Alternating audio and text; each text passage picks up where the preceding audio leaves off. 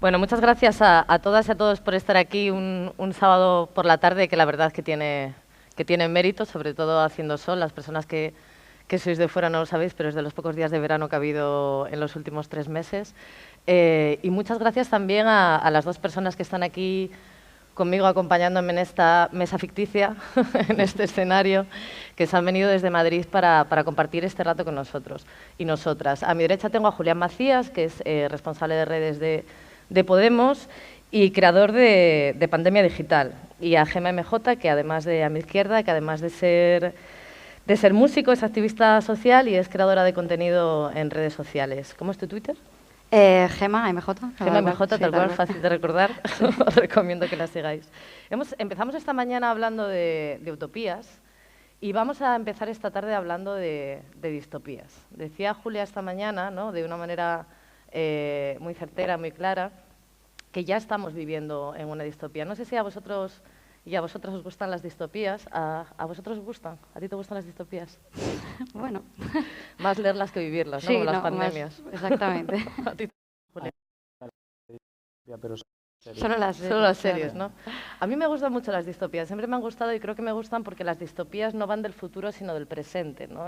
Al final es una manera de tomar distancia para poder ser capaz de evaluar críticamente lo que está pasando en el presente. Y creo que es interesante, porque normalmente cuando estás viviendo una distopía no te das cuenta de que estás viviendo una distopía, si no tomas distancia, ¿no? Es como que nos resulta, cuando lo vemos en una película de ciencia ficción o lo leemos en un libro, lo vemos claro, pero cuando lo estamos viviendo en el día a día, como además los cambios van poco a poco, no nos damos cuenta, ¿no? Y creo que las redes sociales y el entorno digital es un ejemplo claro de todo esto. Yo recuerdo hace 10 años cuando empezó todo este boom con las redes sociales que había en ese momento, que quizás muchas personas que trabajábamos en ese terreno tuvimos una lectura muy naif de las redes sociales, ¿no? Hablábamos de democratización del conocimiento, que en cierto sentido fue verdad, hablábamos de acceso total a la información, que en ciertos ámbitos fue verdad, hablábamos de conexión sin fronteras, hablábamos de un montón de cosas, pero quizás faltó, con la misma firmeza, hablar de los peligros que iba a haber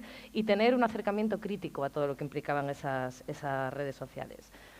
Yo recuerdo hace 8 o 9 años, ¿no?, que decíamos, ostras, qué listo el algoritmo, que hablo con Messenger o WhatsApp o por mail, ¿no?, o con un amigo o una amiga y le digo que me quiero ir a Benidorm y de repente me salen anuncios de Benidorm y había como cierto cachondeo con eso. Claro, dejó de ser tan alegre cuando de repente decías, ostras, es que le he dicho a mi madre no sé qué de palabra y me ha salido un anuncio. Y dices, ostras, ¿me están escuchando? ¿No? Y eso empezó a ser un poco más inquietante. Antes de ayer me contó un amigo una anécdota que me parece la evolución de esta inquietud, que es que me dijo que de repente pues se le había pasado por la cabeza opositar para funcionario de correos, ¿no?, que tampoco es una cosa muy tal. Y se le pasó por la cabeza, y según se le pasó por la cabeza, a la media hora le salió un anuncio en Instagram. Y él dijo, no he buscado ningún contenido, no he hablado con esto de nadie, ¿cómo puede ser? Y claro, aquí hay dos opciones. La primera es que ya nos hayamos convertido nosotras mismas y nosotros mismos en un algoritmo tan fácilmente codificable para la máquina que es capaz de prever, de anticipar las decisiones que vamos a tomar. Eso es bastante inquietante. La segunda posibilidad es incluso más inquietante, que es que el propio algoritmo ya es capaz de inducirte comportamientos. Es decir, que ya no es que ese pensamiento fuera tuyo natural, sino que se te ha ido induciendo esa necesidad de que tú vas a opositar en eso. Claro, cuando vemos casos como lo que pasó pues con Cambridge Analytics, ¿no?, en el caso del Brexit, todas las acusaciones de intervención de Rusia en las elecciones de Macron y también en las elecciones de Donald Trump. Sabemos que en Rusia hay una fábrica de troles, ¿no?, dedicados específicamente a intervenir en determinados gobiernos. Lo que nos preguntamos es, ostras, si esto te puede inducir comportamientos, ¿puede derrocar un gobierno? ¿Puede realmente desestabilizar un país?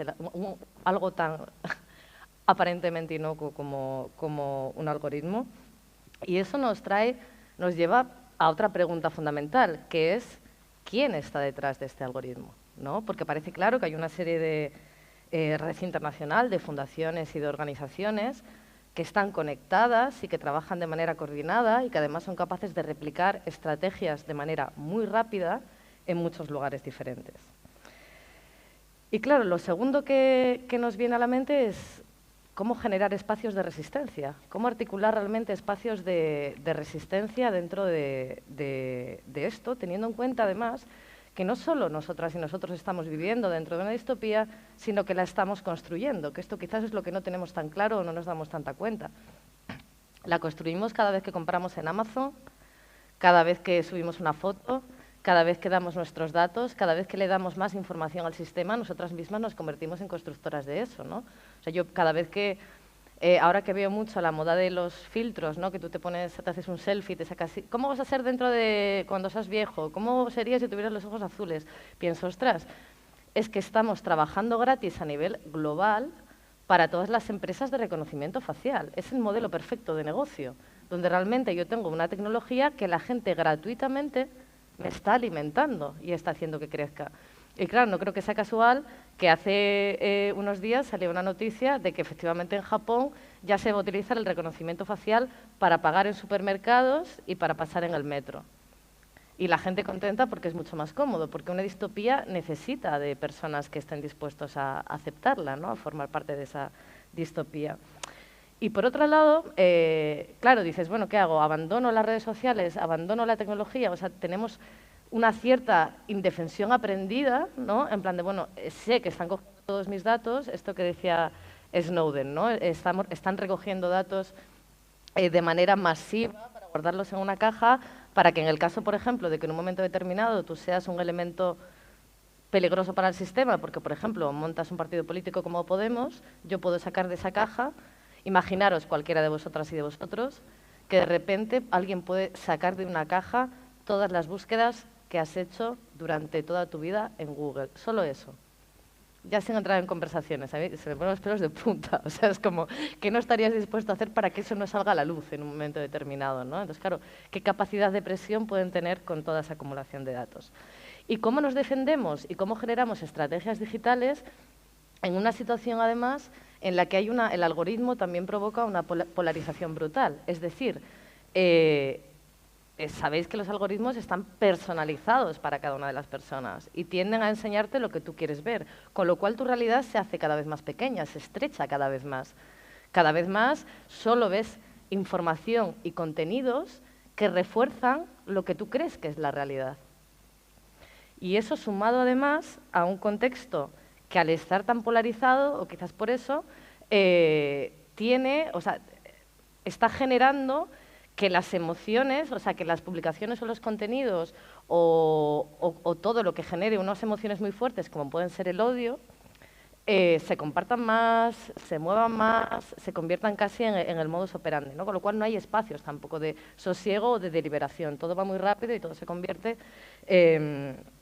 en una distopía en la que estamos permanentemente tratando de encontrar las grietas del sistema, pero no sabemos muy bien cómo, ¿no? Había una frase de ciencia ficción que decía algo así como si en un mundo de hormigón y hueso los ratones son en un mundo de hormigón y hierro los ratones son de carne y hueso, en un mundo de datos los ratones son de acero inoxidable, ¿no? O sea, cómo somos capaces de encontrar grietas dentro del sistema para ser un agente de rebelión dentro de esa distopía. Y de eso me gustaría, Gemma, tú que eres creadora de contenidos, que nos hablaras. Bienvenida y gracias por estar aquí. Muchas gracias a todos por estar aquí. Mi nombre es Gemma y bueno, yo quería hablar hoy un poco, sobre todo, a mí me han pedido que hable un poco también de mi experiencia en redes sociales y yo quería centrarme sobre todo en el tema del odio en redes sociales. Porque, bueno, yo voy a hacer una pregunta, así para empezar, si queréis, levantáis la mano o no. ¿Alguno de vosotros habéis sufrido alguna vez algún tipo de acoso, amenazas o insultos a través de redes sociales? ¿Sí? Uy, unos cuantos están levantando la mano. Bastante, ¿no? ¿Alguno después de ello os habéis sentido cohibidos o incluso que luego tú dices, jolín, me cuesta dar mi opinión en redes porque después de haber recibido insultos y amenazas, pues uno se cohíbe? ¿Os habéis sentido así? ¿Sí? Bueno, ¿no? Bueno, Yo creo que el acoso y este discurso de odio hacia personas simplemente por expresar sus opiniones políticas en plataformas digitales no es casual, sino que es una estrategia que se da también desde la extrema derecha para hacer para eliminar al rival político. Es decir, tú entras en una publicación y esa publicación a lo mejor de un partido político, de alguna asociación o sindicato que tú puedas simpatizar o eres potencial simpatizante de ello, si tú abres eso y ves que está todo lleno de comentarios de odio, insultos, evidentemente te va a ser, eso te va a crear unos prejuicios, ¿no? Y también te va a condicionar para que tú luego des tu opinión públicamente, porque no quieres recibir ese acoso y ese odio. Y yo creo que la extrema derecha utiliza este sistema también mediante cuentas falsas de bots, que eso está más que demostrado, que han pagado en campañas y tal, pues para difundir mentiras, anular al adversario, pero de la manera más sucia posible, no es un juego limpio. Desde luego, este odio se da en todas las plataformas, Instagram, Twitter, Facebook, Twitch, Telegram, WhatsApp, llega a todas partes. De hecho, me gustaría mandar un abrazo a las personas que han hecho huelga también en Twitch estos días, porque, bueno, de hecho, la huelga venía motivada precisamente del odio, porque había muchos pequeños creadores de contenido, streamers, que, bueno, es lo que se llaman los raids de odio, que son básicamente personas organizadas para lanzar campañas sistemáticas de acoso contra pequeños streamers o creadores de contenido, de manera que los pequeños creadores acaban abandonando la red social, porque claro, no quieren enfrentarse a eso continuamente, porque empieza a lo mejor siendo un comentario, pero luego al final, cada vez que conectas la cámara para hacer un directo y quieres tener un ambiente distendido, que a lo mejor ni siquiera son contenidos, creadores de contenido que se dediquen al contenido político, a lo mejor como yo, sino gente a lo mejor que está, es una chica, pues jugando a un juego, pues esa chica no, pues tú como eres una mujer no puedes jugar, tal, no sé qué. Entonces los compañeros de Twitch hicieron una huelga hace unos días y fue bastante secundada, hubo como casi un 50% menos de visualizaciones y hubo algunos streamers que no la apoyaron, que bueno, a mí me parece un poco falta de empatía con tus compañeros, pero cada uno su decisión. Y bueno, pero hubo streamers de gran importancia, Ibai, Auronplay, que son streamers con millones de seguidores y con un montón de jóvenes siguiendo y que están dando ejemplo a la juventud, y ellos apoyaron la huelga, lo cual a mí me parece significativo. Bueno, voy a empezar un poco hablando también de mi experiencia personal con el tema del odio. Bueno, esto es un vídeo que me dedicó un youtuber a mí, a otras chicas, como podéis ver. Yo creo que la imagen se define sola. Es un chico que se dedica es un youtuber que tampoco le voy a dar publicidad ahora mucho, pero para que vosotros veáis hasta qué punto coge nuestras imágenes sin permiso para exponernos frente a miles de seguidores que luego... no sé si se me escucha bien. Sí. Para exponernos frente a sus miles de seguidores y que luego los seguidores... ¿Sí? Vale. Sí, vale. No se está escuchando, ¿no? ¿Hola? ¿Sí? ¿Hola? No, no se escucha. Sí, sí, se ¿Hola? escucha. Ahora sí. Vale. Bueno, pues eso, que como veis se dedican a exponernos delante de miles de seguidores simplemente porque pues, somos de izquierda o, bueno, ellos dicen que somos progres, y se dedican a exponernos y sexualizarnos o con argumentos machistas. Este vídeo, de hecho, no se dedicó a insultarme a mí precisamente, pero luego sí que hizo otro vídeo en el que sí, básicamente me faltaba el respeto y, bueno. Pues este tipo de personas están siendo apoyadas por partidos políticos y esto lo tenemos que soportar también los creadores de contenido y luego, claro, esto nos coarta a nosotros. Yo ya porque no estoy acostumbrada, pero yo entiendo que haya personas y sobre todo jóvenes que luego se sientan cohibidos de decir, joder, pues no voy a decir nada porque luego me van a sacar un vídeo, me van a intentar ridiculizar frente a miles de personas, esas personas van a venir a mí y me van a insultar y voy a estar 5 días o 6 que no voy a poder ni acceder al internet. Bueno,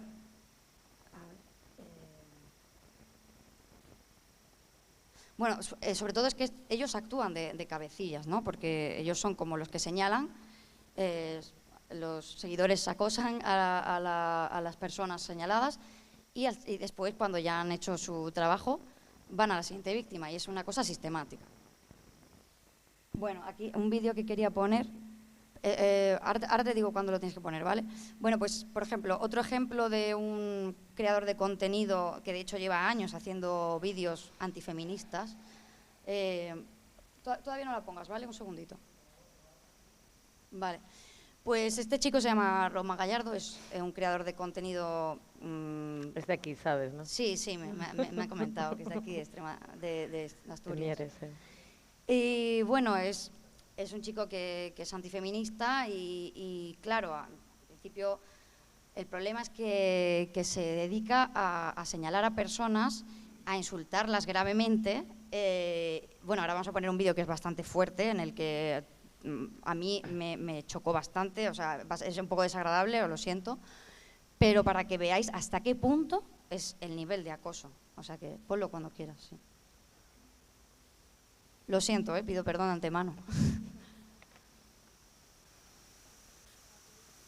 No se oye. Ah. Sí, es que esto fue... Tendrá que ir a un psicólogo después para que le explique, verás, niña retrasada. La guerra que acabas de ver en Salvar al Soldado Ryan no es la guerra... Parar, puta retrasada. Pero esta imbécil, es así, acaba de llamar a 300.000 personas blanqueadores de la esclavitud sexual y a 40.000 chavales que comentaron en la foto de Mostopapi, les acaba de llamar puteros. Esta puta retrasada de mierda, frustrada y amargada. Además, con esa cara. ¡Con esa cara no me extraña! ¡Con esa! Bueno, es que no quiero repetir los insultos, pero insultos muy graves, que si metiéndose con su inteligencia, con su físico, denigrándola hasta un punto extremo. Claro, sus seguidores luego continúan el acoso contra ella. Además, de una manera muy agresiva, porque es que se ve gritando a la cámara directamente. ¿Cuál es la gravedad de esto? Dices, bueno, pues es un chico en redes sociales, tal no sé qué. No, pero es que a este chico, además, lo han llevado a televisiones. Vale, estamos hablando de una persona a la que llevan a televisiones, a platós de televisión, como una voz, encima, como para debatir de feminismo. Una persona que se dedica a insultar a mujeres, o sea, me parece surrealista. Espera, te pongo yo... Ay, ¿dónde está el mando?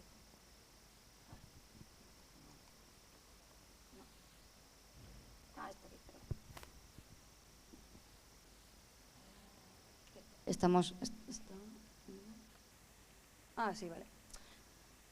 Bueno, pues lo han llevado a programas como Cuarto Milenio, el de Iker Jiménez, que bueno, de Iker Jiménez tampoco sorprende tanto, teniendo en cuenta que Iker Jiménez ha dado en su programa credibilidad a teorías nazis como el Gran Reemplazo, ¿no? el Plan Kalergi. Y bueno, no sorprende tanto de Iker Jiménez a lo mejor, pero claro, cuando vemos que Roma Gallardo ha aparecido en medios como Antena 3 o La Sexta, en Espejo Público o en La Sexta Noche, y ahí te preguntas, joder, ¿dónde está el límite, no? Si llevan a esta persona que se dedica al acoso, al insulto y a denigrar a personas, ¿por qué a esa persona le dan voz en los medios? Vamos, que todos somos, o sea, si tú llevas a alguien a televisión, te informas un poco antes de quién es, y obviamente yo creo que eran conscientes de a quién estaban llevando. Entonces, los medios mismos han actuado de conexión para que estas personas tengan esta relevancia y esta voz, que no se merecen, por supuesto. Vale, un segundito. Vale, otra noticia, claro, vamos a hablar, hablando ya de desinformación, de cómo estos medios dan voz a youtubers bastante cuestionables. No solo eso, también han actuado de altavoz con bulos y mentiras. Por ejemplo, un caso sonado estos días, que seguramente os suene, es el caso de la anciana a la que le habían ocupado el piso. Claro, en principio a ti te dicen eso y si no tienes más información y no sabes tampoco distinguir entre allanamiento y usurpación también, puedes decir, jo, pobre anciana, tal, y es verdad, nos suscita empatía.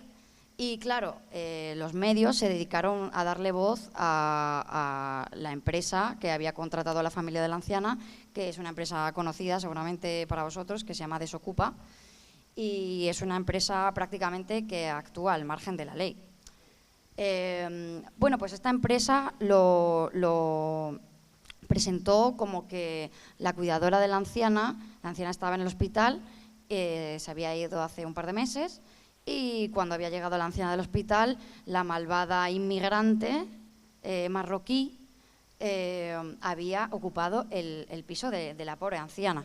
Claro, ahí todos los medios le dieron voz, han estado una semana entera dando esa versión sin cuestionarla, o sea, los periodistas no han hecho su trabajo y han estado dando voz a eso sin cuestionarlo y sin decir, oye, ¿y por qué no le han echado a la Ocupa si supuestamente es su piso? Vale.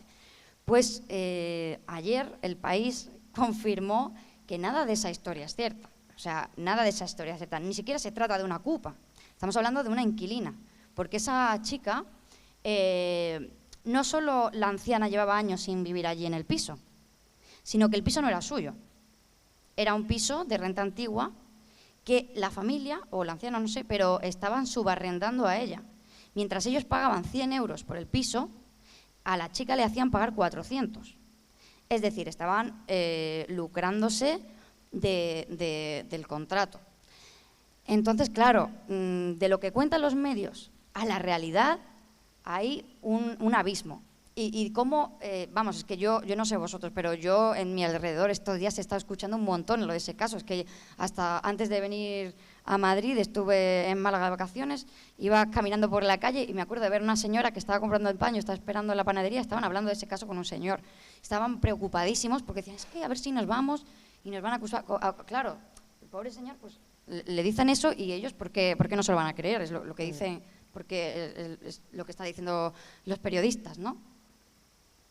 Entonces a mí esto me preocupa muchísimo porque estas mentiras calan en la sociedad y quienes no tienen las herramientas, las personas a lo mejor más mayores que no tienen tanto acceso a internet, pues este desmentido de estas noticias no les llega y ellos se quedan simplemente con la versión de que te van a ocupar la casa cuando bajes a comprar el pan, cosa que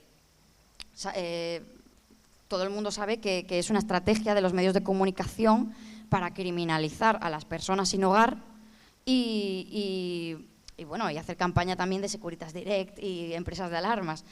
Entonces, bueno, a mí me parece llamativo cómo los medios no solo dieron por buena esta versión, sino que le han dado voz a un grupo de prácticamente neonazis, ¿vale? Prácticamente no, y sin prácticamente, porque muchos tienen tatuada simbología fascista y son gente que utiliza métodos como la amenaza, la coacción, la violencia para desalojar a las personas y como estamos viendo en este caso, que era la inquilina la víctima y la han difamado en medios y la han presentado como una delincuente, cuando realmente ella ha recibido amenazas de esta organización casi paramilitar, vamos, porque es que actúan al margen de la ley y con métodos que lo que yo no entiendo tampoco es como aquí en España hay condenas por ofender los sentimientos religiosos, ¿no? A una mujer por pasear el coño insumiso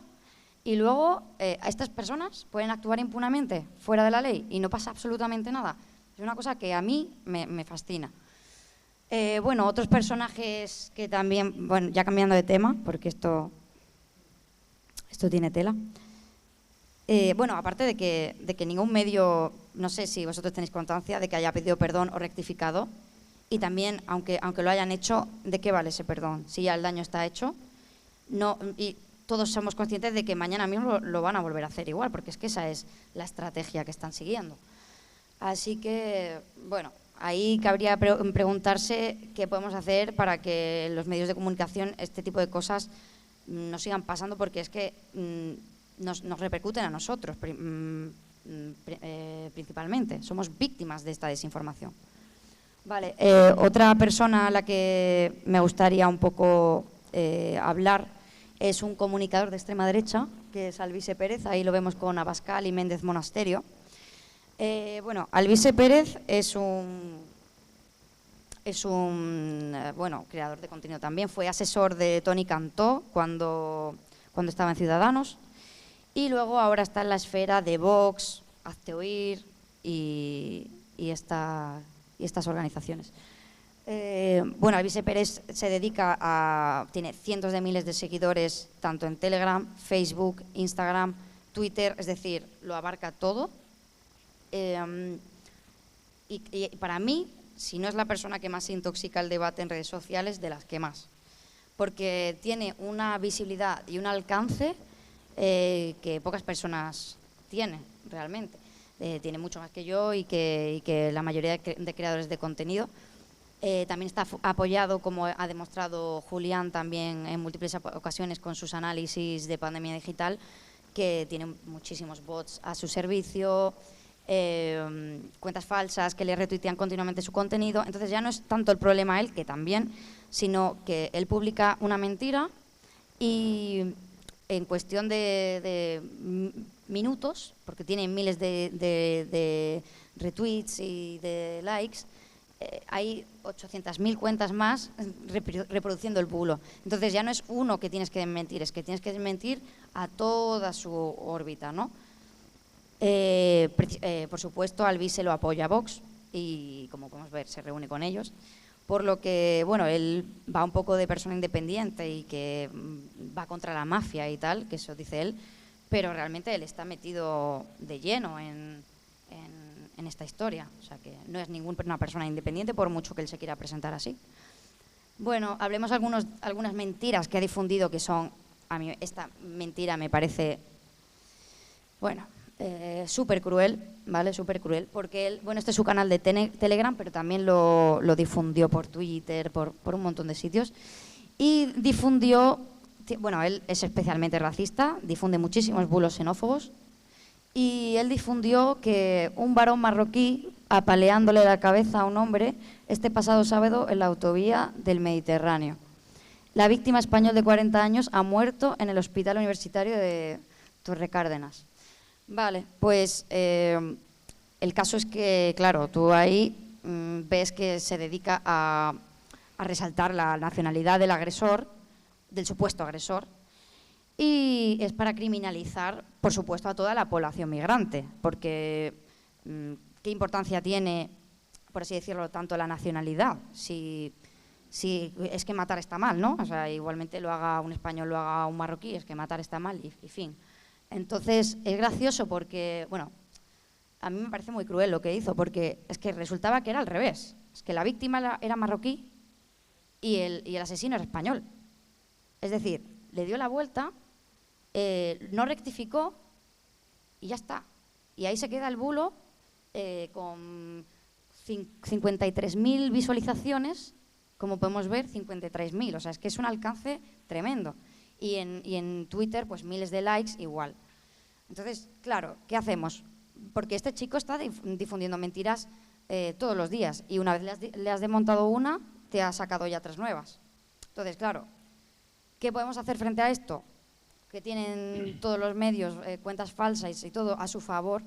Es muy difícil combatir esto, ¿no? Es muy difícil conseguir parar esto y que la gente, claro, porque te viene una persona, no, es que he visto esto de Alvise, se lo desmientes y te viene con 3 o 4 bulos más diferentes. Y mientras que tú estás averiguando la verdad de lo que te ha dicho último, él se ha creído otros 3 más. Entonces es una cadena de no acabar, es un bucle.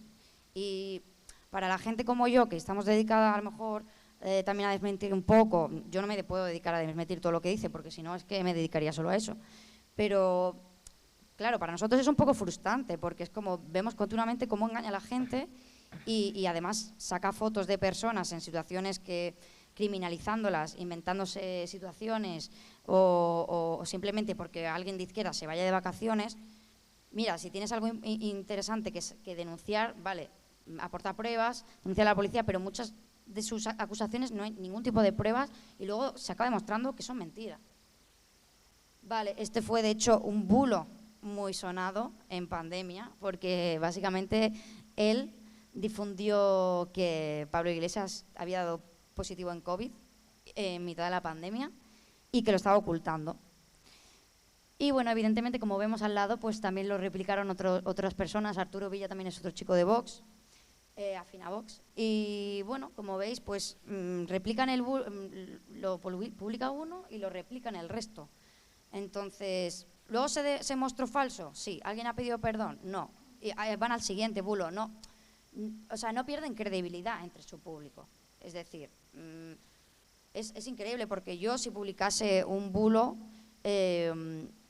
yo me sentiría avergonzada, o yo, por ejemplo, misma, que, o sea, todos somos susceptibles en caer en la desinformación y creernos algo que sea falso alguna vez, y no tiene nada de malo en el sentido de que mientras que seamos conscientes a lo mejor de que no estamos proporcionando información verídica, lo borras y si hace falta rectificas, pero no sigues. Pero es que esto es una manera de actuar, de proceder.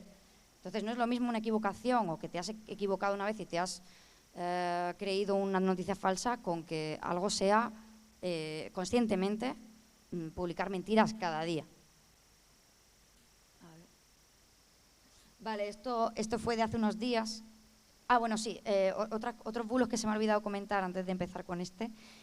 También publicó en la pandemia, que no sé si os suena, el bulo del respirador de Carmena, que tenía en su casa respiradores y era mentira todo. Que además era surrealista, porque va a tener un respirador, ¿cómo se va a saber ella sola intubar, no?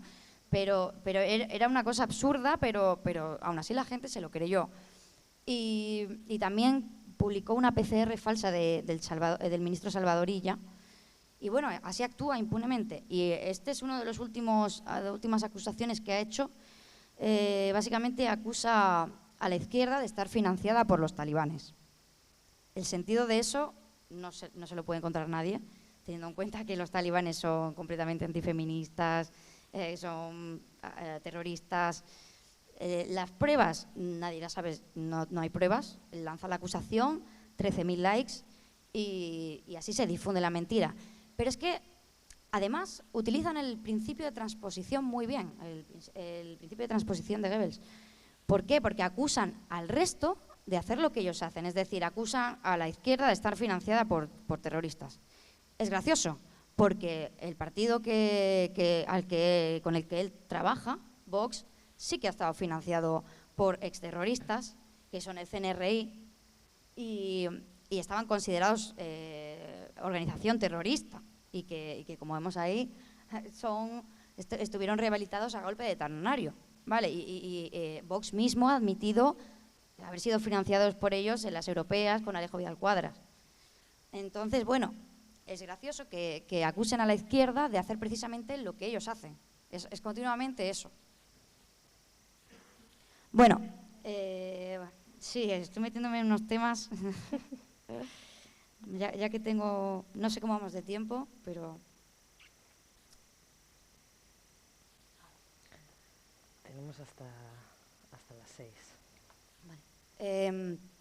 Bueno, por supuesto, la extrema derecha y Alvise Pérez, por ejemplo, tiene conexiones con Hazte Oír, ha hecho campañas con ellos, y Hazte Oír es un lobby, ¿vale?, de extrema derecha, ultracatólico, todos lo conocemos por su autobús transfóbico, LGTB-fóbico. Están contra el aborto, contra cualquier tipo de derecho social, son conservadores, ultraconservadores. Y bueno, pues como podemos ver, la extrema derecha, salió la noticia hace poco de que Vox se había financiado, bueno, había nacido de Hazte Oír, ¿no?, de todo este entorno de Arzuaga, y habían recibido financiación de grandes grupos como OHL o el Corte Inglés. Es decir, empresas millonarias están financiando a asociaciones ultraconservadoras con miles de euros o más, no sé, y de ahí surge la extrema derecha. Es decir, la extrema derecha dice representar a la España que madruga, pero realmente su financiación no viene de ahí. No están defendiendo los intereses de la gente trabajadora, están defendiendo los intereses de este tipo de gente que les financia.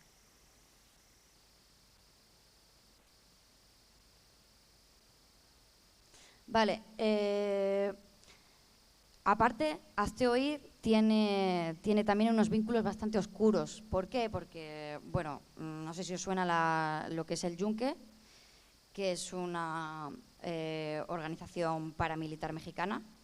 Está acusada de captación de jóvenes, de menores, y bueno, son por supuesto anticomunistas y de ideología prácticamente fascista. Y hace poco Wikileaks sacó una filtración que dio público en exclusiva y bueno, había muchísima documentación que podía probar esta financiación de Hazte Oír por millonarios y por grupos empresariales. Y de ahí surge Vox, precisamente de todo esto, ¿no? Y de hecho yo he puesto aquí porque he puesto público, pero también he puesto religión digital, que no es que sea afín a nosotros, pero para que ellos, la misma derecha no pueda decir que la izquierda nos lo inventamos, es que son los mismos medios de católicos los que están diciendo que esto es así. Vale, que esto existe, que no es algo que nos inventemos nosotros, que porque suena muy de película, que nosotros digamos, no, es que están financiados por una secta prácticamente, y la gente normal te va a decir, eso cómo va a ser, pero es que es así, o sea, suena a película total. Bueno, este es un tuit que puse yo al respecto. Lo que acabo de decir es que todavía, por si alguien está despistado, esta gente no representa a los trabajadores de España ni a la clase obrera, por supuesto, son los señoritos del cortijo. Bueno, vamos a terminar ya porque, no sé, no quiero pasarme el tiempo y quitarle a Julián. Vamos a hablar un poco de que Vox internacionalmente también tienen conexiones con la ultraderecha de todo el mundo. Por supuesto, la más conocida, que todos sabéis, es el servilismo que han tenido con Donald Trump. Le han copiado discursos, le han copiado eslóganes, han seguido sus mismas estrategias de desinformación en redes mediante campañas de bots. Ha sido un calco, literalmente, ni siquiera han sido originales. Le han copiado hasta eslóganes de campaña. Entonces, ¿quién es el cerebro detrás de esto? Steve Bannon fue el asesor de Donald Trump. Es una persona que se ha dedicado a formar y ha inspirado a la extrema derecha de toda Europa y también de otros países. Y bueno, aquí vemos al europarlamentario Herman Tersch de Vox con Steve Bannon, es decir, ellos no lo ocultan, ellos están tejiendo estas relaciones internacionales.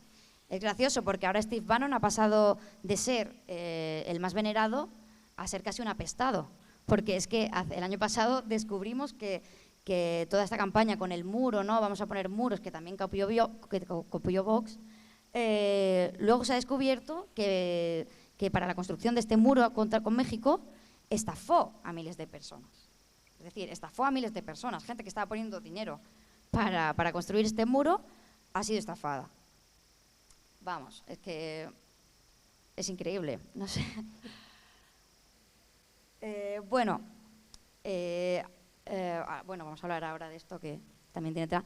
Vox también ha tenido relaciones con otros líderes de extrema derecha, como ha sido Bolsonaro, conocido por sus exabruptos a la prensa, insultos, negacionismo del coronavirus, que luego estuvo casi para morirse, pero bueno. Y también, por ejemplo, con Víctor Orbán, que en Hungría está poniendo leyes LGTB-fóbicas, se está cargando la educación igualitaria, y también, por ejemplo, con los ultracatólicos que están gobernando Polonia.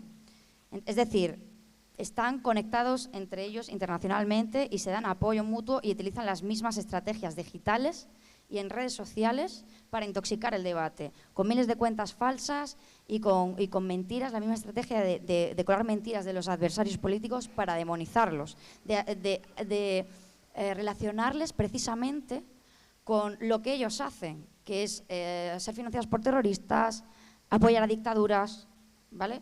Por ejemplo, un ejemplo es esto, Isabel Díaz Ayuso, que por cierto, nosotros hablamos PP, Vox, pero en cuanto nos informamos un poquito sabemos que PP y Vox no son tan diferentes y que muchos de PP y Vox están relacionados con Atlas Network, que Julián ha hablado muy bien de ello en sus hilos de Pandemia Digital, que lo explica muy bien, y como personajes tanto de PP y Vox han estado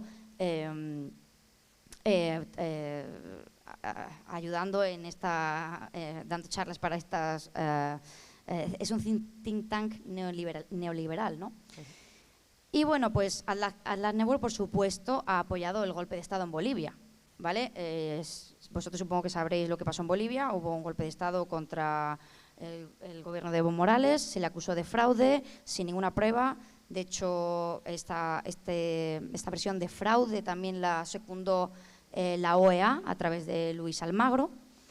Y estas tesis de fraude llevaron a un golpe de Estado militar que impuso una dictadura en el que Yanine Áñez, la presidenta interina, que a mí no me gusta llamar presidenta porque no era presidenta, nadie la había elegido, era una dictadora, se presentó allí en el palacio con la Biblia en la mano y quitando la huipala, que era la bandera indígena de Bolivia, que representaba eso, teniendo en cuenta que hay muchísima población indígena en Bolivia.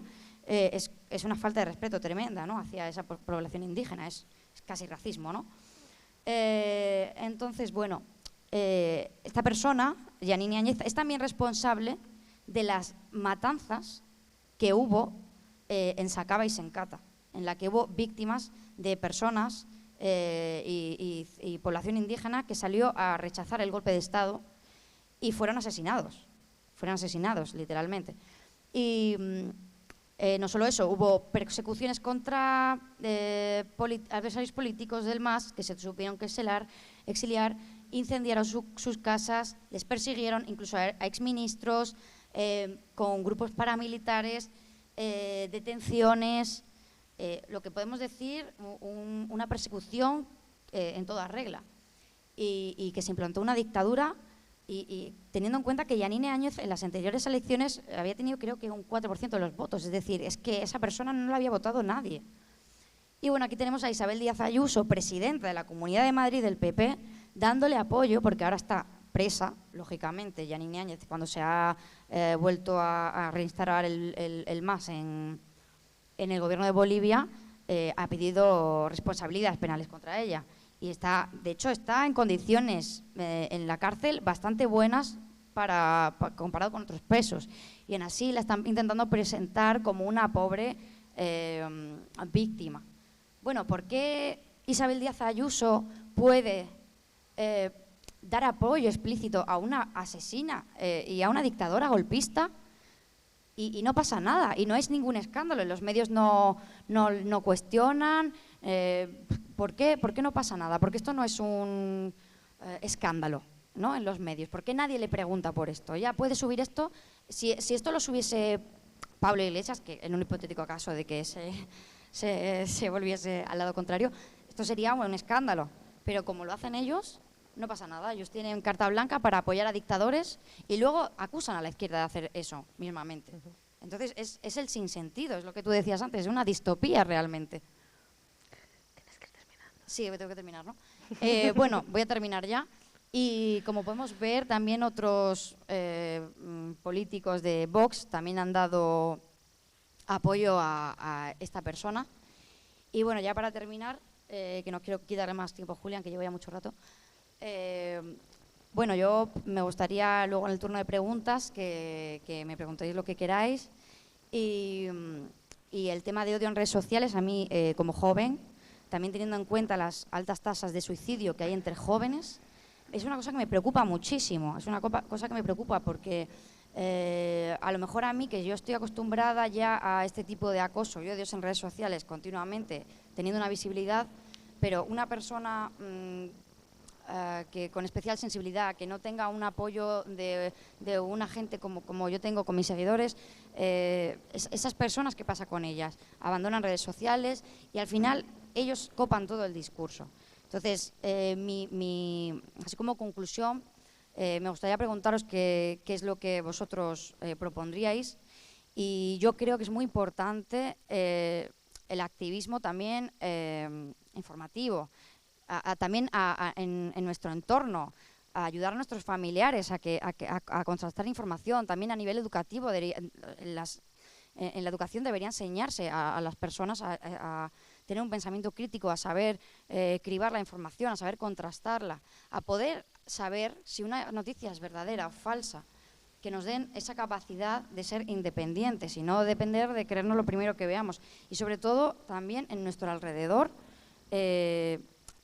tener un espíritu crítico, informarnos y ayudar a nuestra gente, a nuestros familiares, a nuestros amigos.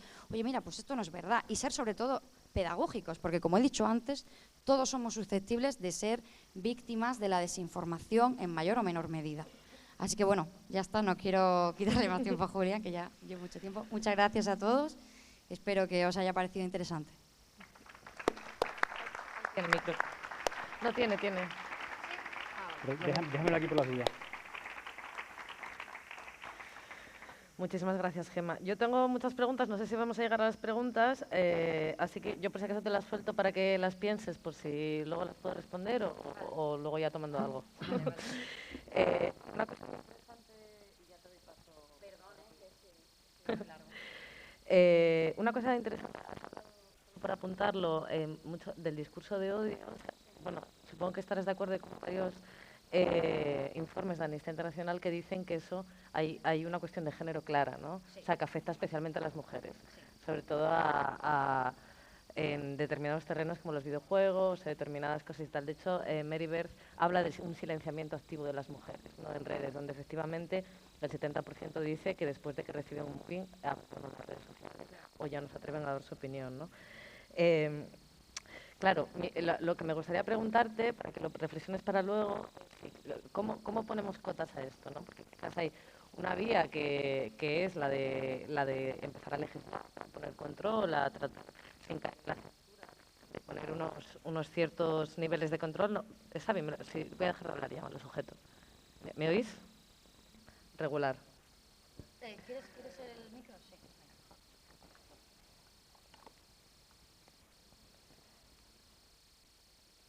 ¿Ahora me oís? No. ¿Ahora? Sí, probando. Entonces, hay una vía que es la de más control en Internet y hay otra que es la de soluciones más creativas, ¿no? Y me viene a la mente lo que hizo el grupo este de K-pop cuando Mia Khalifa trataba de quitar sus imágenes pornográficas de las redes, ¿no? Y no había manera y no tal, y de repente un grupo japonés de música lo que hizo fue utilizar ese hashtag, inundar la red con ese hashtag para que fue muy creativo, ¿no? O sea, ¿qué tipo de soluciones creativas podemos establecer? Sí. ¿Qué tipo de soluciones creativas podemos hacer para luchar contra eso? Pero claro, para establecer soluciones creativas necesitamos entender cómo funciona el algoritmo y cómo funciona Internet, y con esto te doy paso a ti, Julián. Vale, pues precisamente el inicio de la presentación va un poco de eso, ¿no? Ha comentado Sonia al principio, ¿no? Lo maravillosa que parecían las redes y lo maravillosa que fueron las redes, ¿no? Así que no hay que olvidar que seguramente Podemos, entre otras cosas, pues sea producto de esa ventana de oportunidad que fueron las redes sociales, en una especie de contrapoder o de espacio de autoorganización eficaz, que incluso no solamente era un espacio de autoorganización, sino un espacio de comunicación con cierto impacto, ¿no? La imagen de la izquierda son, bueno, el el grafo de algunas de los análisis de los hashtags utilizados durante el 15M. Veis que, bueno, no se ve a simple vista una polarización, sino que, bueno, no se diferencian dos polos diferentes, sino que hay una comunicación fluida. El gráfico de allí es lo que creo que fue el 15 de octubre, bueno, el Occupy Wall Street, donde toda esta sinergia que existía en España se sumaron otros grupos a nivel internacional, especialmente en Estados Unidos, que dan como resultado esa gráfica, pero lo que podemos encontrar hoy es algo parecido a esto, ¿no? Que en gran parte se debe a los cambios que ha habido en los algoritmos, pero como sobre todo podéis ver, básicamente este es un gráfico basado en algoritmos que lo que te representa son el espectro político que hay en España, ¿no? Allí veis, hace 2 años esa mancha naranja que es Ciudadanos estaría allí pegada, pero ahora está más distanciada por una realidad, pero que luego en los algoritmos se ve. El grafo se construye en función del porcentaje de cuentas que comparten retweets a cuentas que reciben los retweets, ¿no? Entonces, bueno, veis que Podemos estallar a la izquierda, ahí sería Más Madrid, aquí estaría el PSOE y allí estarían el resto. Pero como veis, es como tienen su propia comunidad y estos gráficos no se parecen mucho a los gráficos anteriores. Bueno, entonces sí hay que ver, es como lo de Google, ¿no? Que, oh, qué maravilloso, cuántas cosas gratis nos dan, esto es fantástico, vale, ya te tienen como cliente o como producto, porque el producto realmente somos nosotros, y digamos que cuando ya tienes a todos los clientes, pues empiezan los cambios, ¿no? Si os acordáis, bueno, los más antiguos, Twitter no tenía un algoritmo, era un timeline temporal en el cual tú veías los tweets los últimos tweets de la gente que seguías, ¿no? No había ningún tipo de algoritmo. Ahora Twitter elige qué es lo que ves y qué es lo que no ves, incluso el para ti. Antes el TT incluso lo primero que se viera que era tendencia, pero ahora la tendencia incluso te dicen cuál es para ti. Entonces, bueno, cada vez nos van induciendo más lo que ellos quieren. Y por otro lado, Facebook precisamente en 2011, donde fueron las primeras veras árabes, donde fue el 15M, donde fue bueno, y un montón de movimientos, así que realmente las redes sociales fueron una ventana de oportunidad para, digamos, hacer ese espacio de contrapoder y hacer una amenaza, un jaque al control político, pero sobre todo mediático, ¿no? Hacer una manera de que cualquier persona fuera un agente comunicativo y eso no había pasado anteriormente. Bueno, ahí veis la gráfica del engagement o el número, o sea, el porcentaje de tus seguidores en página a las que le llegan tus publicaciones. En 2011 eran del 30%, imaginaros ahora una página que le lleguen tus publicaciones al 30%, ahora mismo estamos en el 0,2%. Claro, ahora mismo la publicidad, si quieres que se vea algo, tiene que ser pagando, ¿no? O que Facebook te lo promocione porque le interesa, ¿no? Entonces es verdad que ahí habría que ver qué es lo que está promocionando. A mí personalmente, pues me parecen unos contenidos muy distópicos, no sé, me salen juegos pero no sé por qué, es decir, no sé dónde saca ese algoritmo, pero me salen siempre un juego con un autobús, con un precipicio y que parece que se va a caer, que es como no sé qué juego es, pero es que me aparece siempre, no sé por qué, pero me aparece eso y a lo mejor lo están viendo 50 personas y digo, ¿por qué tengo que ser yo una de estas 50? Pero bueno, estas cosas pasan. Bueno, básicamente esto lo que ha provocado es que haya cámaras de eco, por la cual pues básicamente vemos las cosas que nos gustan o las que estamos de acuerdo y eso al final hace que tu capacidad de cambiar la sociedad o de cambiar de opinión a alguien pues sea nulo, si no prácticamente no somos capaces de alcanzar a alguien que no nos haya dado 1000 veces likes anteriormente, ¿no? Entonces, bueno, se crean este tipo de estrategias.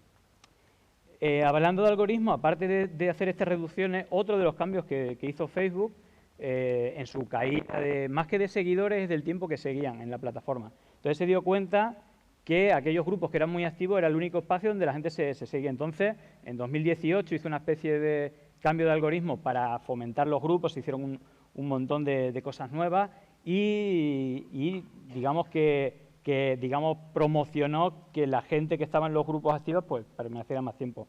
Y esto, pues, entre otras cosas, hizo que grupos como Quanon explotasen, es decir, que hubieran cientos de miles de personas que tenían diferentes vías de comunicarse, ¿no? Poner vídeos solo para tu grupo, hacer miles de cosas que luego han ido retirando, pero que también, digamos, fueron causa de no solamente el Quanon, sino de la organización de gente que hizo cosas malas, criminales, etcétera, ¿no?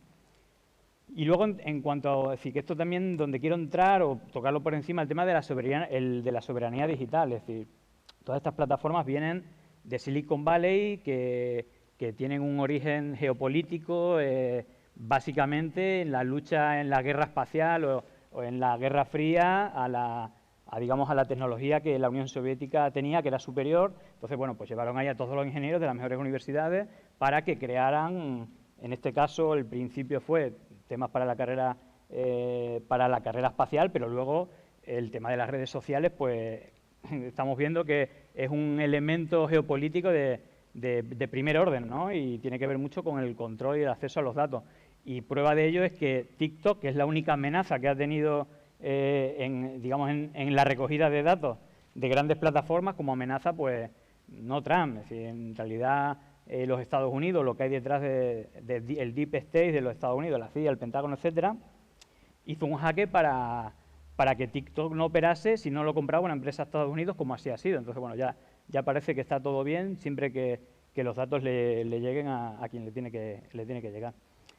Y bueno, vamos un poco relacionado a las cosas que estaba hablando Gemma, que es un poco la manera de romper esa burbuja, ¿no? ¿Cómo opero eficazmente para romper mi cámara de eco? Pues o insultando o diciendo mentiras del que tengo enfrente, de tal manera que o toda mi gente se cree los insultos o las mentiras que hago sobre el otro, si el otro no me dice nada, o el otro me responde con otro insulto o a desmentir la mentira, de tal manera que ya está hablando de lo que tú quieres y al mismo tiempo estás dando visibilidad al insulto y a la mentira, ¿no? Efectivamente. Entonces, bueno, esto aparte tiene un componente psicológico que lo habéis escuchado seguramente, a Inda o algunos más, hablando de la posverdad, que es un tema psicológico en el cual, pues una vez que tú tienes una conexión emocional con una persona hacia un colectivo o hacia un político o hacia una ideología, si tú le mandas un mensaje que refuerce esa filia o esa fobia, principalmente fobia, miedo, odio, pues esa persona va a estar encantado de creérselo y de compartirlo, ¿no? De hecho, las noticias falsas se comparten 6 veces más que las noticias reales porque normalmente los creadores de contenido de este espacio combinan la mentira con el odio, ¿no? Entonces, pues, incluso económicamente para las empresas de medios de comunicación, pues le viene rentable. Es decir, la noticia más leída, la noticia que estás hablando del Ocupa, era la noticia más leída de todos los medios que publicaron ese bulo. ¿Por qué? Porque iba contra un inmigrante, los Ocupas, y ya hay una comunidad gigante que odia a los Ocupas y a los inmigrantes. Pues van reforzando. Entonces, es como echarle más leña al fuego, ¿no? Que va creciendo y ya tienes una comunidad dispuesta a compartir. Si necesitas echarle al piste diario para digamos, alimentar ese fuego y que no se apague, ¿no? Y de hecho, la rectificación no habrá tenido ni de broma No, pero aunque hubiera rectificación, mira, hay un caso. Yo esto, no sé, alguna vez me he juntado con gente de Facebook y solo me salen insultos.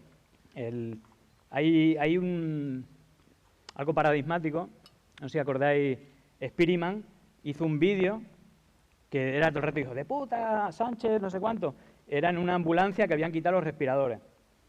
Ese vídeo se compartió 600.000 veces, tuvo 50 millones de visitas y esa cuenta creció 600.000 seguidores en una semana.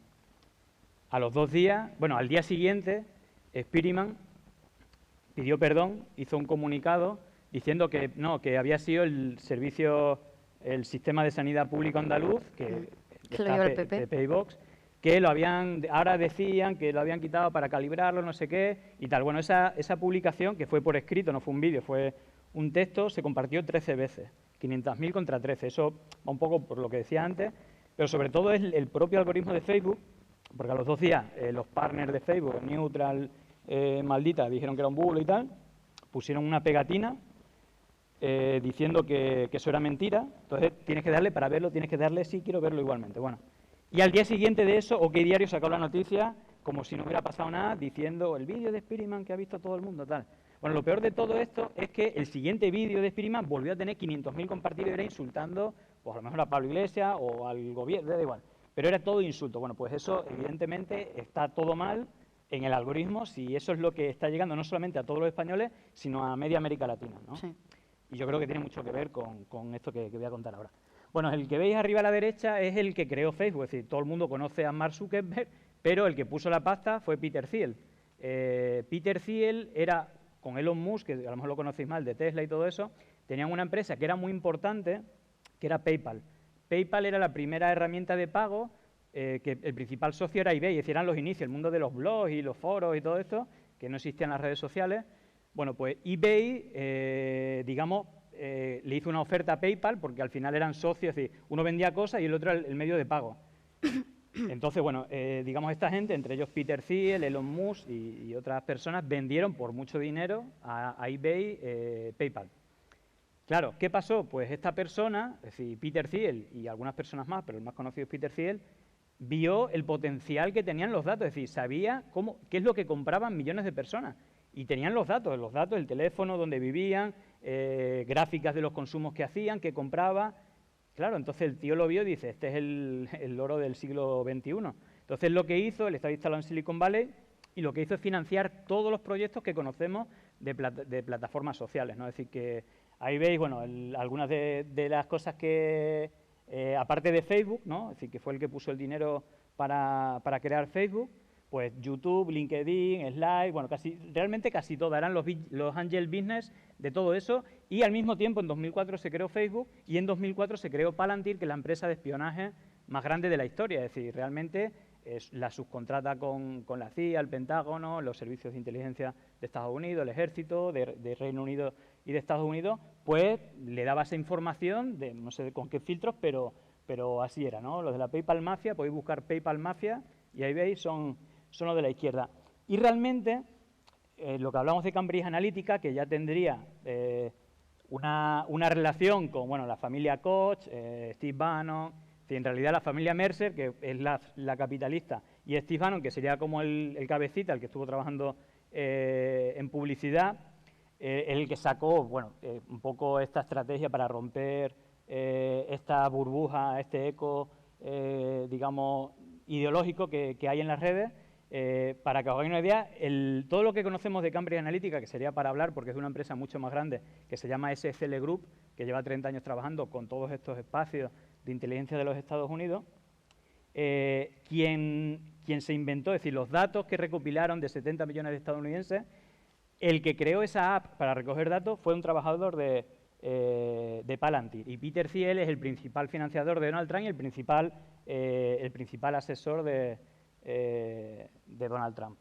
Bueno, y aquí un poco la gráfica, ¿no? De, bueno, Robert Mercer, que es digamos, no solamente financia esto de Cambridge Analytica, sino que también financia Heritage Foundation, que es la fundación más importante de Atlas Network en clave anglófona, y también ahí pues sería clave Vargas Llosa por un lado y Aznar por otro, la Fundación Internacional de la Libertad y la Fundación FAES, pero que tiene el pasado comunicativo de Steve Bannon, es Breitbart, que más o menos es lo que lleva, ¿no? Lo que exporta a otros sitios aquí en España, digamos, OK Diario, Periodista Digital, este tipo de medios, o una oleada más fuerte como Caso Aislado, Mediterráneo Digital o miles, ¿no? El Cierre Digital, que salió el otro día, bueno, es infinito. De hecho, la estrategia en los vídeos que hay de cámara oculta y todo eso de Cambridge Analytica, es decir, hay que llenar todo de odio, pero por miles de sitios. Bueno, pues eso es más o menos la estrategia que tienen. Y aquí veis una gráfica de fundaciones de Atlas Network, son más de 500. Paralelamente, decía Alejandro Chafuen, que fue el presidente, un argentino, durante 17 años, ahora es el presidente de Aston Institute, que es la misma red con más de 500 fundaciones, o organizaciones, mejor dicho, en más de 180 países, de organizaciones ultracatólicas, ¿no? Que ahí, bueno, pues tiene que ver el Yuque, Astoir, el Sodalicio, el Opus Dei, bueno, hay una red tremenda, ¿no? Y a la derecha son las empresas y las personas, digamos, que Palantir tiene cierto control, ¿no?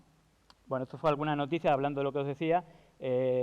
Palantir trabajó con Cambridge Analytica, es decir, la bomba de humo se puede contar como quiera, pero quien lleva trabajando en todo esto es Peter Thiel, que es el asesor de Donald Trump, casualmente, igual que Steve Bannon, y Cambridge Analytica, que si habéis visto el gran hackeo, el gran hackeo viene a contar pues que junto al jefe de campaña de Donald Trump, pues estaban los directivos de Facebook, de Google, de YouTube, cogiendo datos para ver cómo ganaban.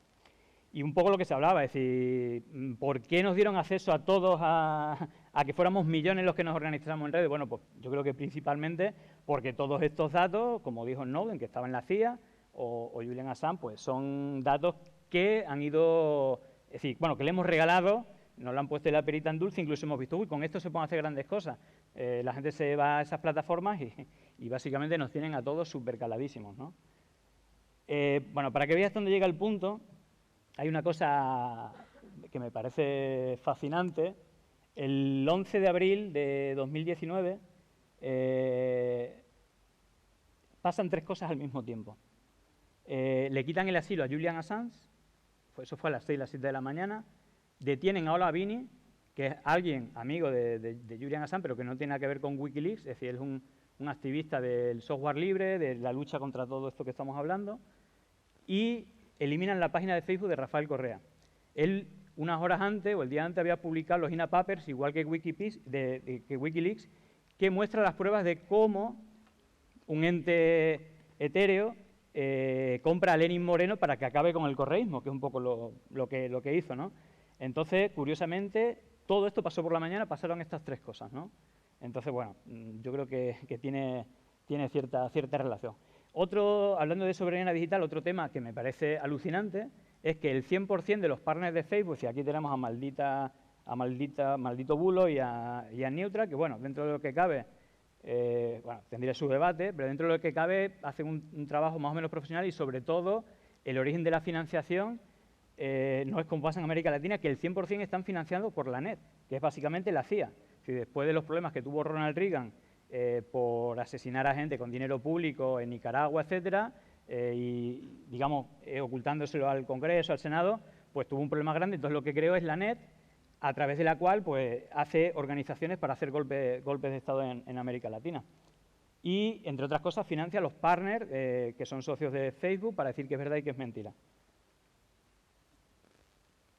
Algunas cosas más sobre soberanía digital. Bueno, el principal partner de Facebook para ver o para analizar que es verdad que es mentira en las campañas electorales y ver injerencias políticas del exterior es Atlantic Council, que es el think tank de la OTAN y de cuyo presidente pues es Aznar, es José María Aznar, que precisamente también le pillaron en un paraíso fiscal millones de euros de una empresa de Big Data y no sé qué. Bueno, y luego a mí también me preocupa el tema de, bueno, sabéis que después del apoyo a la guerra de Irak, José María Aznar fue fichado por News Corp, que es la empresa de comunicación más importante del mundo, y que aparte fue la principal promotora de la propaganda de las armas de destrucción masiva, con la cual se justificó la guerra de Irak.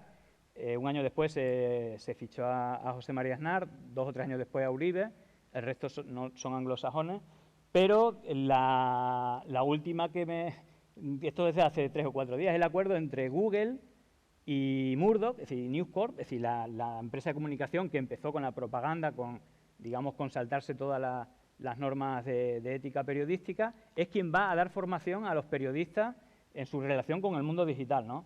Entonces, bueno, son cosas que son bastante preocupantes. Bueno, esto lo veremos después, pero Peter Schaefter, bueno, no, está en esta gráfica. Aparte del escándalo de Cambridge Analytica, hubo otro escándalo que a mí me sorprendió, pues algo que yo ya había denunciado antes que saldara este escándalo, es que en todos los golpes de Estado en América Latina, en todas las campañas sucias, incluida la de Bolivia, hubo una empresa de Estados Unidos llamada CLS Strategy que fue contratada, en este caso por el gobierno de Áñez, y que Facebook hizo un reporte en septiembre de 2020 en el cual decía que se creaban miles de cuentas falsas para atacar a los gobiernos de Bolivia, Venezuela y México. Peter Schaefter es el fundador de esa empresa y ahora mismo es el presidente de la Fundación Adrian Arts para América Latina de Atlantic Council, el partner de Facebook de que os está hablando y que les han pillado con la mano en la masa, ¿no?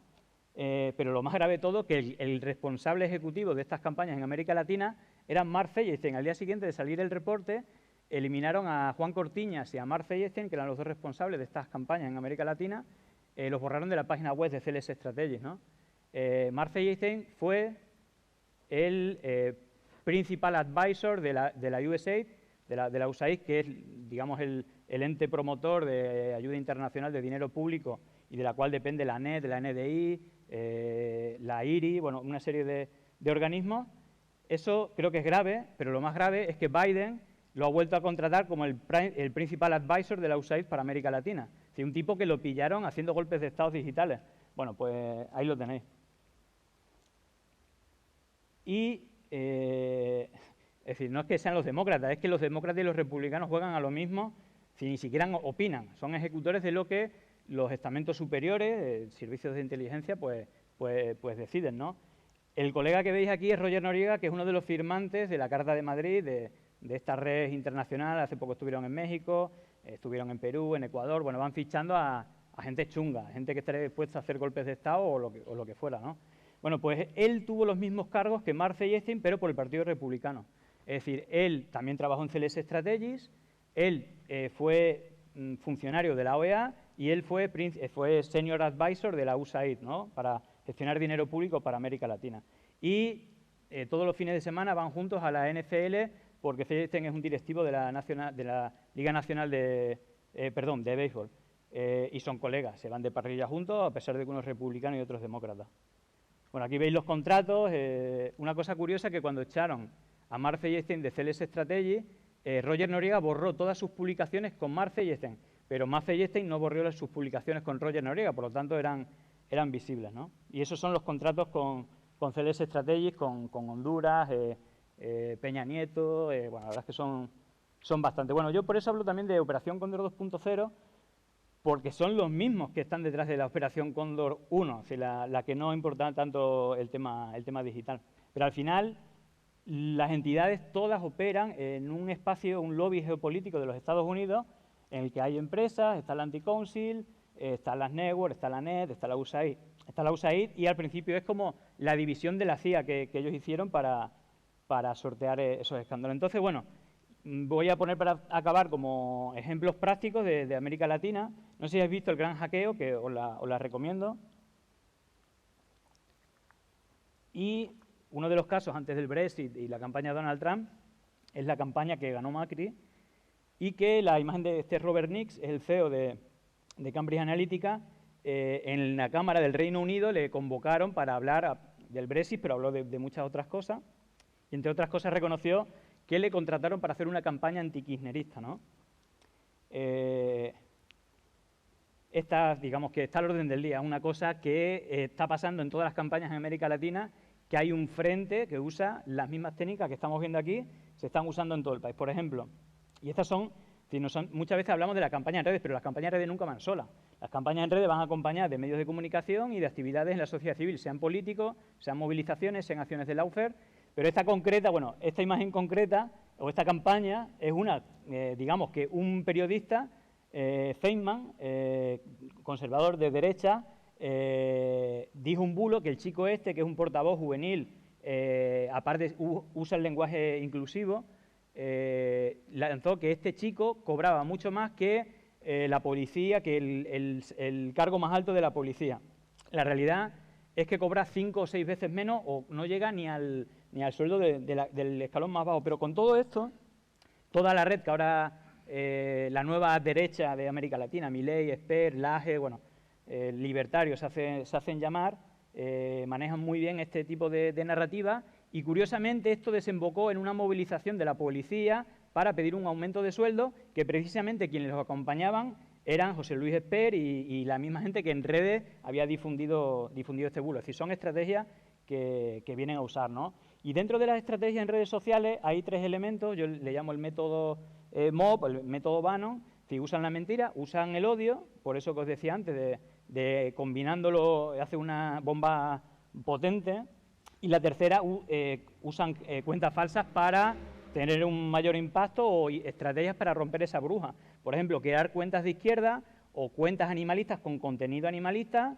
Entonces le siguen animalistas y de repente pues te meten el contenido que tú quieres, ya rompe su burbuja y a los animalistas les llega contenido de ultraderecha, ¿no? Bueno, ese tipo de estrategias usan. En la campaña si es una noticia del dilema de las redes sociales, donde un directivo, un ejecutivo de Facebook decía que se compartían las noticias falsas en Facebook 6 veces más que las noticias reales. Esto es una gráfica de las publicaciones de los medios tradicionales y de fake news. Teniendo muchas menos publicaciones, tuvieron un impacto mucho mayor. Y ahí están las 5 noticias más compartidas durante la campaña de Donald Trump. Todas son una fake, pero como catedrales, ¿no? Pero bueno, digamos que es un método que funciona. Y luego otra cosa, que nos solemos decir que todos son bots. No, todos son bots, no. Es decir, sería complejo, pero hay 4 elementos para hacer una clasificación sencilla. Una son los bots propiamente dicho, que no tiene por qué ser una persona falsa. Puede ser una persona real que tiene un software para automatizar sus publicaciones y hacerle retweet. Incluso yo creo que eso, para mí, una teoría lo hace militancia de Vox. Le da sus contraseñas, la API Key, a una empresa, entonces manejan desde una tercera. Esa persona puede poner tweets, 5 tweets a la semana, y desde la máquina meten 5.000 o 6.000 tweets diarios o semanales. Sí, eso yo creo que está pasando. Y automatizan el número de crecimiento de seguidores por estrategia. Bueno, eso es un bot. Una cuenta, sea falsa o sea real, que automatiza las acciones. Luego, por otro lado, las cuentas falsas, que no tienen por qué no haber un humano detrás, pero sí son falsas, puede tener una actitud troll, es decir, la que insulta, la que provoca, la que difunde noticias falsas, o puede hacer de sock puppet, ¿no? Es decir, puede simular que es otra persona, ¿no? Es decir, seguramente habéis visto, yo votaba a Podemos, pero ya estoy harto, me habéis decepcionado, tal. Bueno, eso es puppet, es una empresa que crea perfiles y tiene una consigna, pues decir que soy un obrero, tengo 60 años, ya estoy cabreado de la izquierda, voy a empezar a votar a la derecha. Mensajes construidos, ¿no? Es decir, aquí trabajan mucho la neurolingüística y cuál es la manera más eficaz en la narrativa, cómo convencer a gente que no llegarían de otra manera, ¿no? Y luego los DEC, es decir, el manejo de muchas cuentas por medio de diferentes herramientas, ¿no? Pero esta sería la clasificación, las 4 maneras de organizarse. Es decir, uno sería, como decía, la actividad automatizada, otro sería la actividad coordinada, es decir, muchas veces en grupos de activistas nos coordinamos, vamos a salir a tal hora, tal, no sé cuánto. Luego están los troll center, que creo que tienen un peso muy importante, es una empresa que tiene 50 personas, cada una de esas 50 personas controla otras 500 y eran 25.000 cuentas para hacer la consigna que le digan y están gestionadas por personas humanas, ¿no? Y luego están las personas reales que no están en ningún grupo organizado. Esta es la matriz de participación en este tipo de campañas. Para mí, normalmente, las campañas estas de desinformación tienen un 80% superior en la clasificación artificial, es decir, en troll center y cuentas automatizadas. La actividad humana normal, es decir, de personas que administran su cuenta, yo diría que está en torno al 10, 15, 20%. Igualmente es muy difícil, ¿no? De hecho, ¿qué manera hay de saber si es un bot o no es un bot? Es muy difícil. Hay algunas cosas, como por ejemplo una cuenta que pone 5 tweets en un segundo, no es imposible. Una cuenta que pone más de 1.000 tweets por día, o por ejemplo, en algunas campañas, la extrema derecha la ha pasado muchas veces, cuando en una campaña hay 50.000 veces el mismo error de ortografía. Y esto ha pasado muchas veces. La ha pasado Bolsonaro. Aquí en España la campaña Sánchez vete ya fue TT Sánchez vete ya sin la Z. En Ecuador, en Perú. Entonces, bueno, ahí dice, hostia, esto es que alguien que maneja 50.000 cuentas y ha cometido un error y todas estas cuentas cometen el error, pero no es sencillo. Aquí veis algunos ejemplos. Por ejemplo, esa gráfica tiene 10 tweets en el mismo segundo. Pues eso es imposible, ¿no? O aquí tiene 4. Bueno, esta es lo que yo decía antes, la campaña de Sánchez vete ya. Estos tweets fueron con el hashtag equivocado.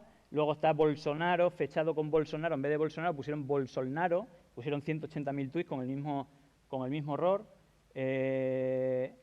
En el debate de la segunda vuelta de Ecuador, Guillermo Lasso, que es el presidente de una fundación de Dallas Network, contra Andrés Araúz, que es el candidato correísta, solo decía, a partir de la mitad del debate, solo decía una frase, que es Andrés, no mientas otra vez. Y lo repetía siempre, y al mismo tiempo lanzaron una campaña en redes que era Andrés, no mientas otra vez.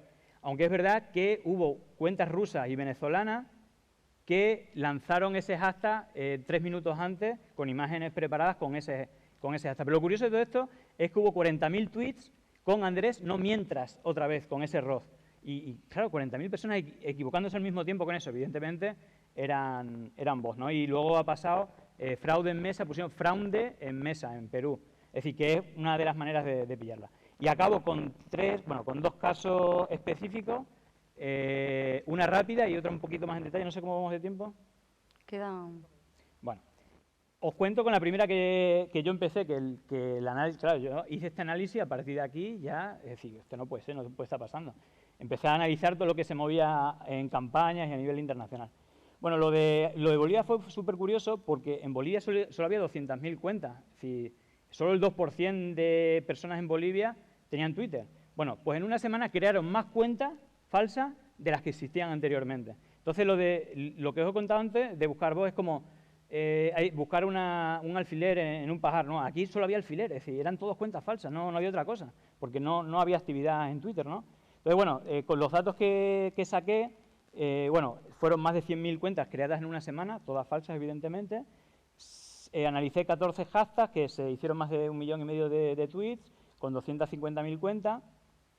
Y, bueno, algunas cosas curiosas, a mí lo que más me llamó la atención es el señor Luis Fernando Suárez, que en 5 días lanzó 15.000 tweets, pero lo más increíble es que llegó a lanzar 70 tweets en un segundo.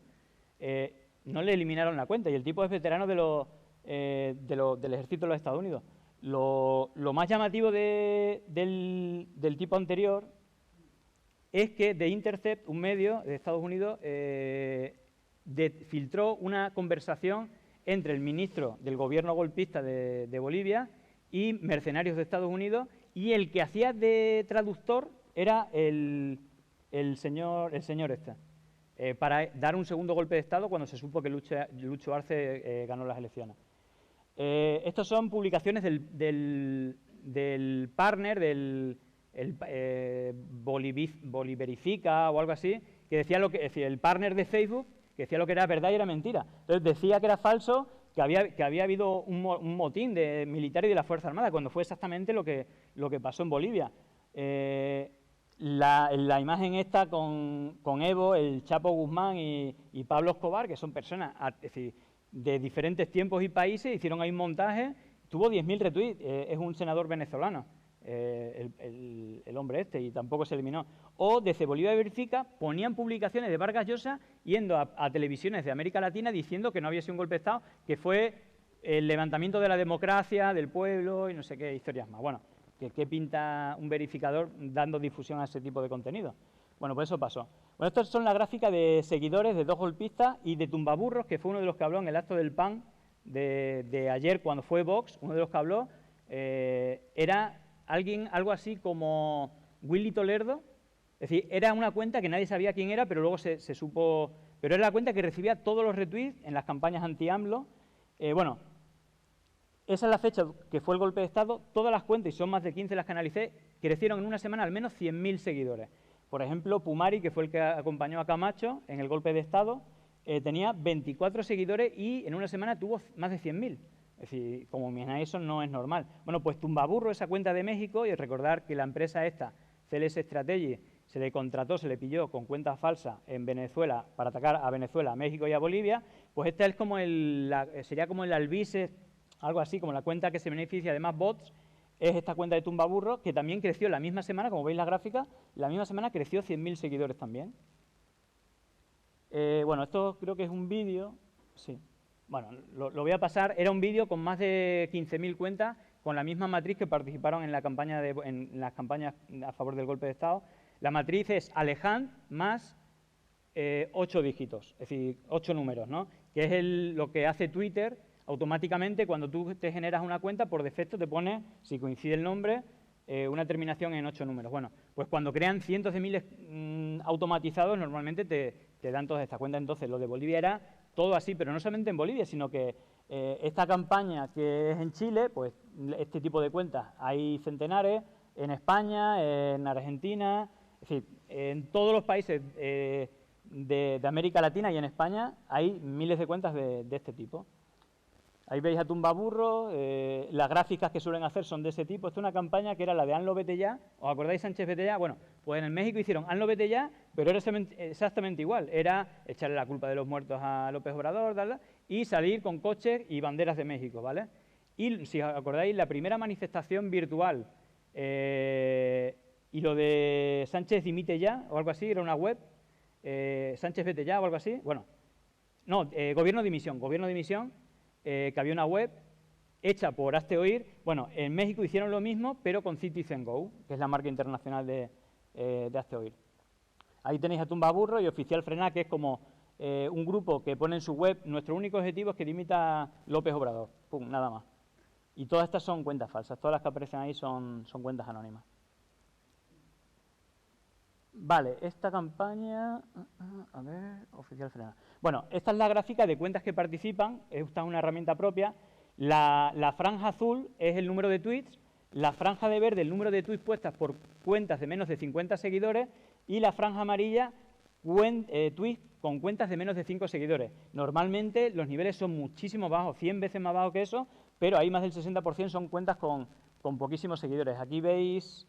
Bueno, tampoco me voy a enrollar mucho, pero hay digamos, no son datos normales. Bueno, esto sería Animal Obeso, es como la cuenta que aquí sería el vice, una cuenta anónima o el tumbaburro, golpe de estado K, estas son cuentas de las que participan, veis, 3 tweets por segundo. Bueno, voy a ir rápido por avanzar, esto ya lo hemos visto, lo de... Bueno, hicieron TT, Argentina supports Trump, pero en Uruguay, en Paraguay... Y en otros países fue TT1 con todos, es puro bots, es decir, ¿quién en Argentina va a apoyar a Trump? Bueno, es decir, son cosas que no tienen mucho sentido. Y bueno, es decir, ¿qué tipo de personaje, no? El Agustín Laje, digamos que es el presidente de la Fundación Libre de Argentina, pero él opera por toda América Latina. Pero lo curioso de todo esto, y es lo de la Operación Cóndor que yo hablo, es que él le dio una beca para Georgetown, que es la Universidad del Ejército de los Estados Unidos, hizo formación en contraterrorismo. Y esto viene todo porque en la Operación Cóndor el ataque o la manera de justificar los golpes de Estado era decirle terrorista a la gente de izquierda y matarlos, y decían que los han matado porque eran terroristas. Entonces la manipulación informativa es importante. Y la previa para matar a esa gente es... intentar deshumanizarlo, hacer que la gente lo odie y luego justificar este tipo de cosas. Lo que están intentando en España, en América Latina, es exactamente esto, ¿vale?